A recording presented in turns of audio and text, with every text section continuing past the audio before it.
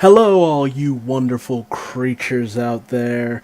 Duuz-Diz-Din back with another chapter review of Fairy Tale, The 100 Years Quest. This time with chapter 12 titled Star and Thunder, which should have originally tipped me off about what this chapter would have involved, but it didn't click until the dude made his appearance, and that dude is Loxus. How he came to be confronted with Jalal. These two characters who have never. I don't even remember them really ever having a proper conversation. Maybe I just need to go back over Fairy Tale again, but it's an interesting setup as we pick up where last chapter left off, with Jalal finally confronting Toka the White Witch. And he confronts her about the fact that, she's gone around. He knows of her presence because of all the people who have had magical deficiency, who have had their powers and abilities stolen, and all this good stuff. And he goes on the spiel about white magic and how it's normally seen as pure, but there are zealots who, wish to turn the world white, reduce all to naught, and stuff like that. And then Toka goes on to say, I have water magic, which just backs up one of Jalal's claims, because we know that the ancient dragon, Mercuphobia, lost his powers, which was water abilities. Which, Jalal questions is like, where exactly did you get those water abilities? So he really seems to have her number, but Toka continues to just play the part of an innocent, of a simple bystander. And he goes to grab her only for Loxus to step between the two, wondering what exactly he's doing to a member of his guild. And Toka begins to beg Loxus for his help. Jalal's just like, hand her over. She's a dangerous person. Did you investigate this person before she joined your guild? And like Loxus, Jalal is bringing up these very good points. It's just like, what do you know about this person? You understand I've been investigating her for a good while. Do some research and you know there's something fishy about her, much like Jalal has been doing. Even Jalal and Juvia knows there's something up with this girl. It's just like, would you protect her even if she's evil? And as much as I love Loxus and the Fairy Tale Guild and all that, they're on that, she's one of our guild, therefore she is protected, no matter what. And he's on that spiel, and it's just like, bro, like, I feel like some idea is gonna be subvert. Because a lot of times the Fairy Tale Guild is immediately put in the right of every situation. And I dread that, because it's just like, Jalal brings up all the real questions. It's just like, you don't know this person. I've been investigating her for a while. Give me something more to go on besides she's in our guild, she's under our protection, and you ain't giving me none of that. You're just making me doubt this even more, and you're looking like a fucking asshole because of it. Like, I'm so ready to see them throw down just because they're both stupid powerful, and I think they'd be about on the same level. It's just that the whole reason that they're throwing down is over something so stupid. Like, Loxus, I don't know how you feel about Jalal. I mean, he does bring up this good point. It's just like, well, what about you? Aren't you evil as well? If she's evil and you were previously evil, then what's the real difference between the two of you? But I feel like Loxus is losing something in what Jalal is trying to tell him. But we move on from this point of intensity that I really kind of want to see go down because it's just an interesting scenario in and of itself. And we pick up on something that's not quite to my taste, honestly, because we have, you know, the Dragon Eaters Guild reboard their ship and all that good stuff.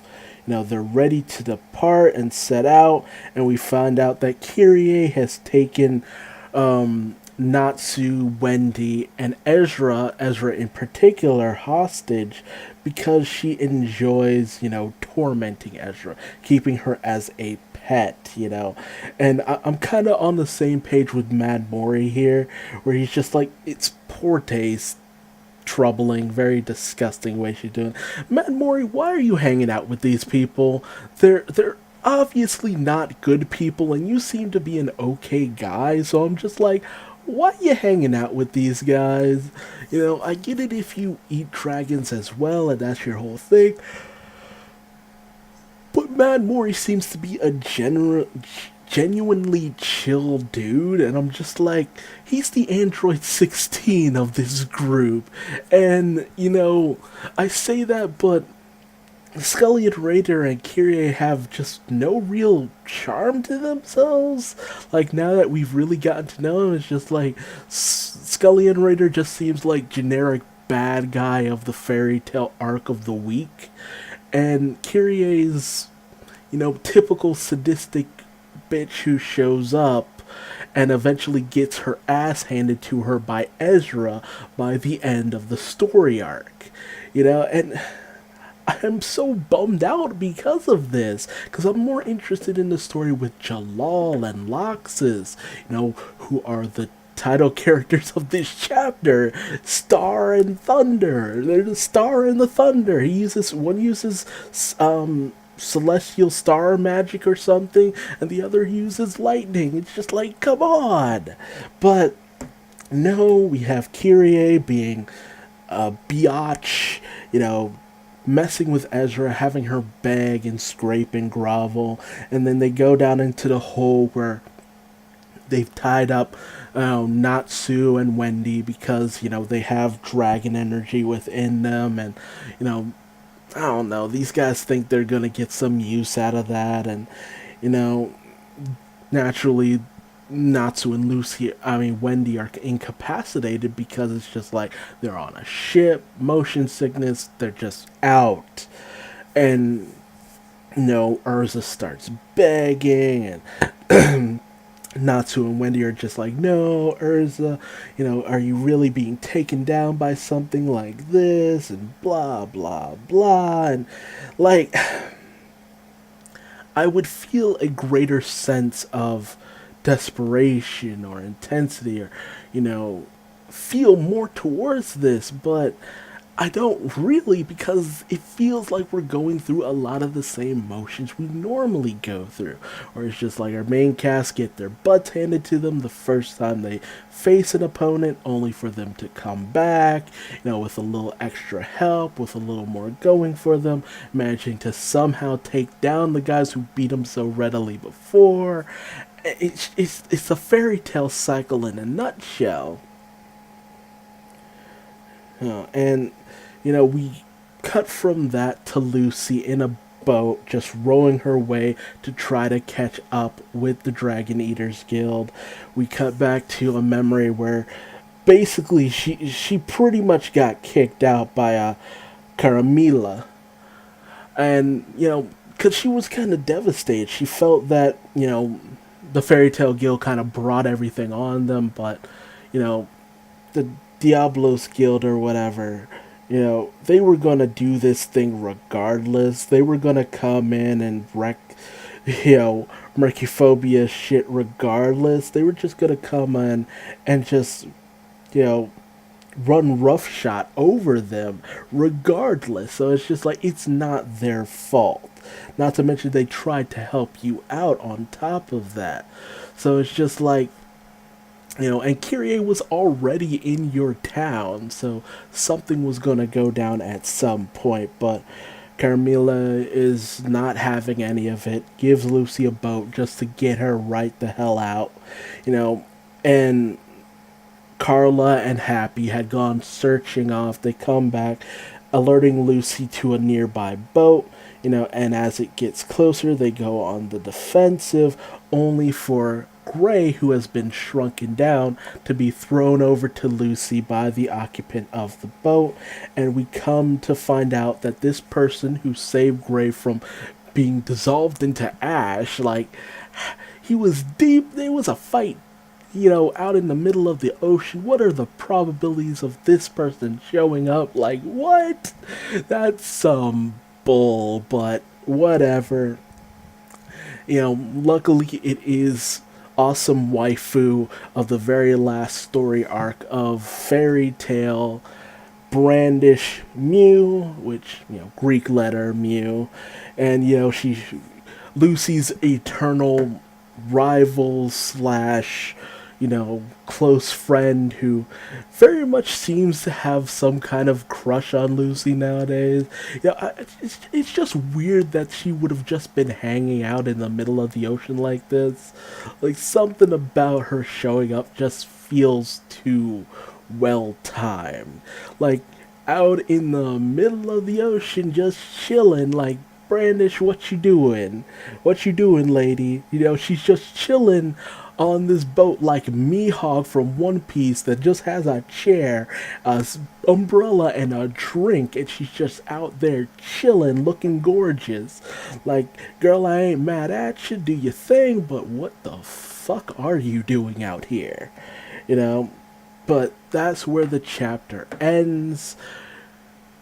I mean, Brandish is very powerful, yes, but honestly, towards the end, where she, really got involved with things, she was kind of toned down in her abilities, despite the fact that she was initially portrayed to be like someone of a great amount of power.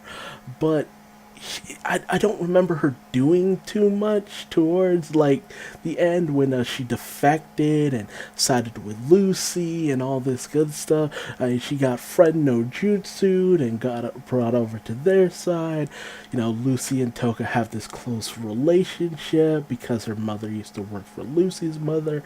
They had this close bond and Aquarius and blah blah blah.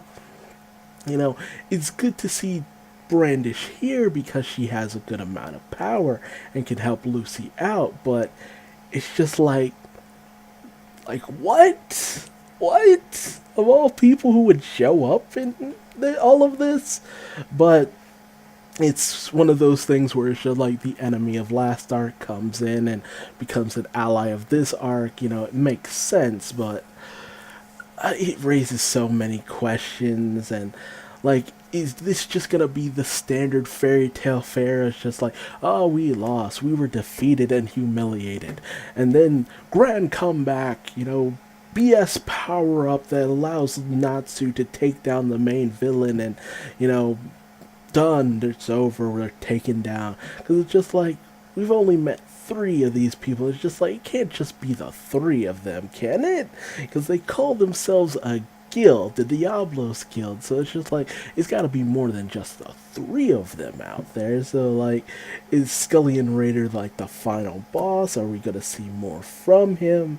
We got this whole thing going on with Toka, and it's just like Loxus versus Jalal, and how's that gonna go down? What's Toka's angle? Do we have the wrong person? Like, there's deeper questions here that, pique my interest and keep me going with all of this, but it really does make you wonder if it's just going to be standard fairy tale fare, because we are slowly slipping into that. It's just like, don't do that. You were starting off so well, and you were keeping things, crisp and new and exciting, and now it's just fairy tale all over again, which I love fairy tale, but it has its flaws, which are very glaring the more of it you see. Except in the anime. The anime manages to just get you a little more hyped for certain things, but, the manga just, the way you go through it just makes everything just feel like formulaic almost. It's fun, but it's predictable to a certain degree as well. So tell me your thoughts in the comments section below. Do you agree with anything I've had to say? Or do you find that I am grossly misinformed and something new and exciting will definitely happen during this story arc? And if you liked what I had to say here, leave me a like. If you didn't like what I had to say, feel free to give me a dislike and tell me what I've done wrong so maybe I can improve for the future. And hey, how about subscribing for more chapter reviews of Fairy Tale 100 Years Quest? Thanks for joining me.